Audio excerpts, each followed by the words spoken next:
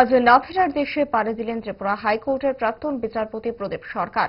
মৃত্যুকালে তার বয়স হয়েছিল প্রায় ৮০ বছর। পরিবার সূত্রে জানা গেছে, দীর্ঘদিন ধরেই তিনি বার্ধক্যজনিত অসুস্থতায় ভুগছিলেন।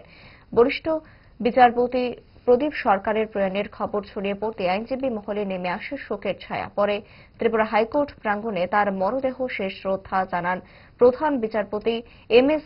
রামচন্দ্র রাও সহ অন্যান্য বিচারপতিগণ। উপস্থিত ছিলেন অ্যাডভোকেট জেনারেল এবং বার অ্যাসোসিয়েশনের বহু আইনজীবী। প্রাক্তন বিচারপতি প্রদীপ সরকারের প্রয়াণে আইনি জগতে এক অপূরণীয় শূন্যতার সৃষ্টি হয়েছে বলে মনে করছেন আইনজীবীরা।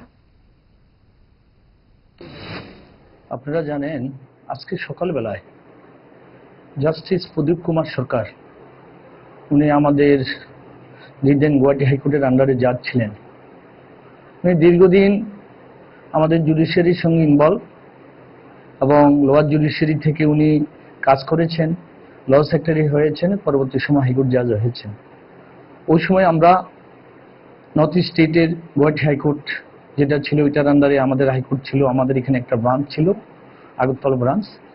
ওই বেঞ্চে, আগরতলা বেঞ্চে উনি কাজ করতেন এবং দীর্ঘদিন উনি কাজ করছেন। উনি সকলের প্রিয় ছিলেন এবং ওনার সবসময় ওয়ান পয়েন্ট প্রোগ্রাম ছিল to render justice to the litigant.